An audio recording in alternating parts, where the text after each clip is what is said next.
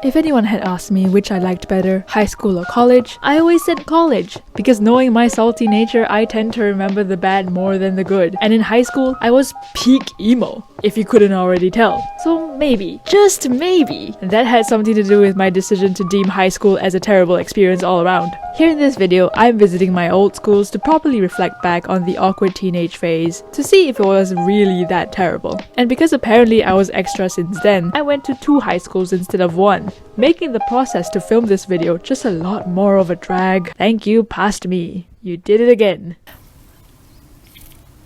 This place is such a paradise compared to the next school that I transferred to. Not even by a little, it's by a lot.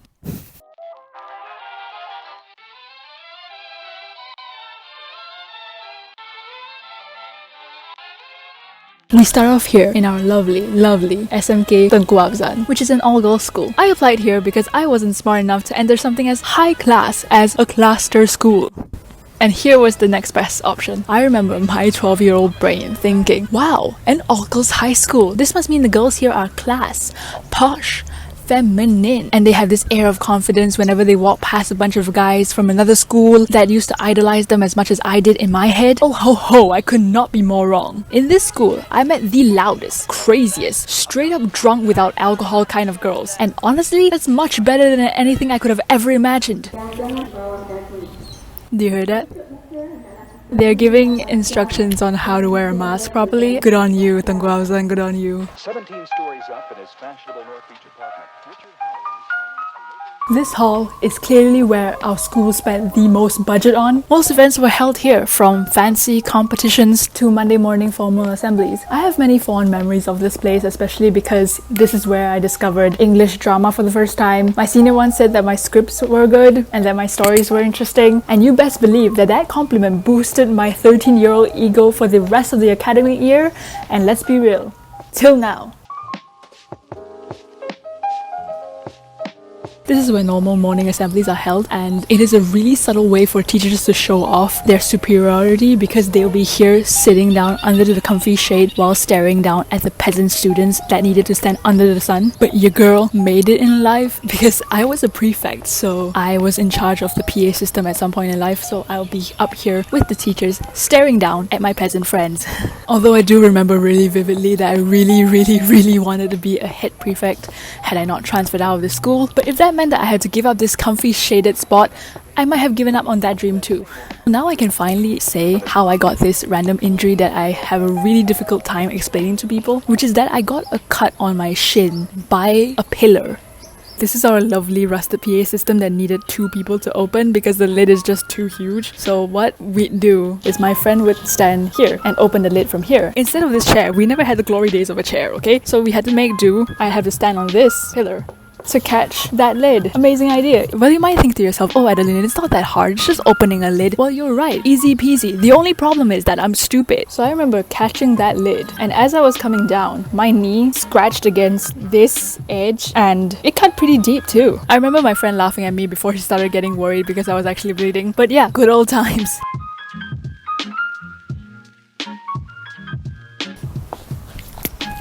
I very distinctly remember 2 things that we had to bring to morning assembly each day. One was a school rulebook, which was a tiny red book that I kept in my pocket at all times, which I definitely accidentally washed alongside my uniform a few times too many. Another, which is my personal favorite, as you will know if you know me in real life, is that all the students who had their hair shown and had long hair would have to tie their hair up into a ponytail or whatever freakish hairstyle the youths have these days and tie a ribbon around it, either blue or black. Initially, when my 13-year-old intellectual brain had heard this, I was just like, this is ridiculous. Ribbons are so childish. It's not as if this process was natural enough that every 7 a.m. in the morning, each girl will be like, time to tie my ribbon. And heaven forbid, if you forget to wear the ribbon and got caught, you'd have to pay money on the spot to get a new ribbon. And you know my broke self can't afford to pay 50 cents for a single ribbon. But one very fine day, I was sitting in the back of class and I noticed all of my friends with their hair out, tying their hair in a neat ponytail, all of whom tied ribbons, and they were all standing in one line in front of me. And I thought that was the coolest thing I'd ever seen in the entire world. And needless to say, since then, I've grown an appreciation for ribbons till now, about 7 years later.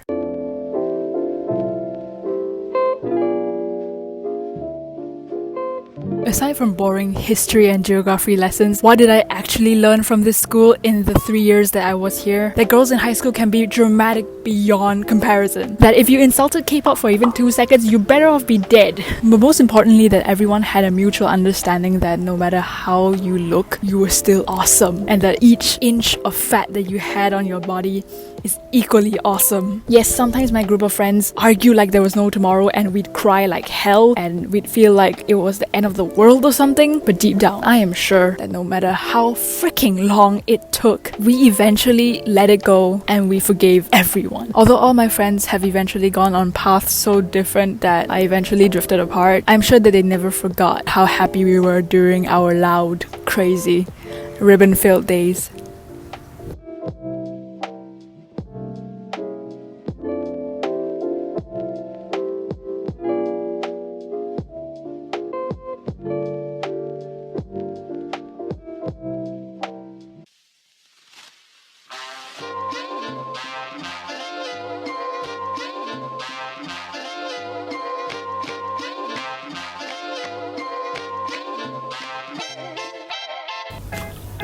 So this is SMK Putih, a co-ed school this time.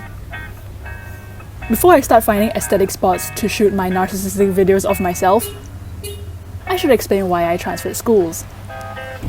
Sorry, this is just going to be on and off. It's just so sunny here. While Tengku Afzan was a very comfortable school to be in, I just frankly didn't study much. I was basically fooling around for 3 years. So when a semi-big exam came out in Form 3, safe to say, I got very confusing grades. I barely passed science, and that's not acceptable. And you best believe my parents gave me hell for it.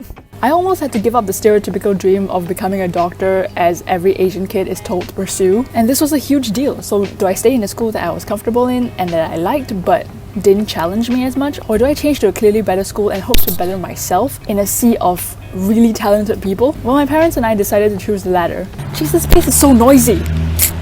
And that's the story of how I ended up here. Hello.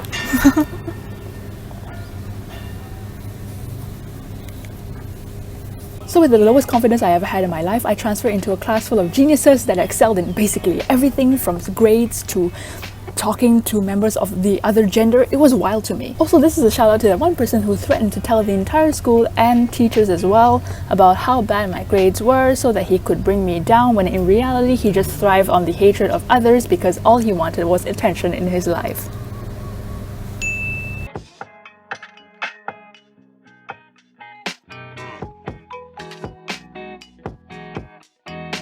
I have the most memory from 2 places, main school hall and the classroom. Nowhere else. This place is hotter than hell itself, so I didn't want to hang around very long. It was one of the first places I went to and oh boy, PTSD. On my first day of school, it was awful. I knew that I would be getting a fair amount of attention just because I was a girl that transferred schools. But oh boy, was that a freaking understatement of the year. Essentially, the transfer students were introduced in front of the entire cohort of 400 students like they were on display. I was on display. And boys being boys, they started cheering like the cringy teen that they were, thinking that they were so cool. In that moment, I wasn't really terrified. I was more so mad because I was like, how dare you? You think this is funny? If you think that catcalling me the entire day will make me anime blush and look at you with anime eyes, then you are wrong, boy.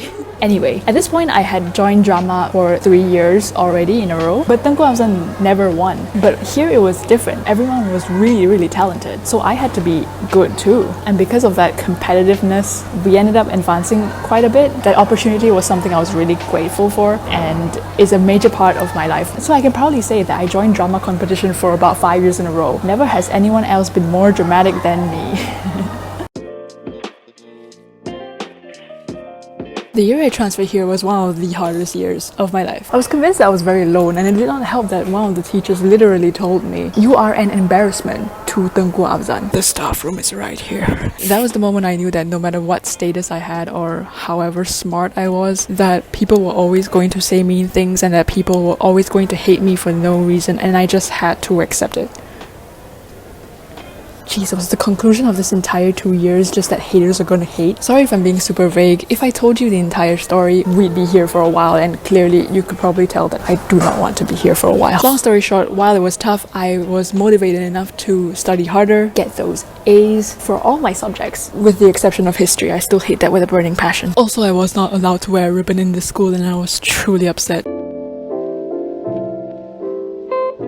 So what did I learn in my second high school? That boys are sometimes apes, and that if you eat in class you might as well also be dead, because the prefects here work way too efficiently. That I had to work hard to achieve my goals, that I hoped that the friends I made here I would continue being friends with for a while. That my mom is amazing, because through all the discouragement, when I felt like I was an actual failure, she told me that I was not, and that made me so happy. So the burning question, was high school as terrible as I make it out to be? Definitely. But was it also amazing? Without a doubt in my mind.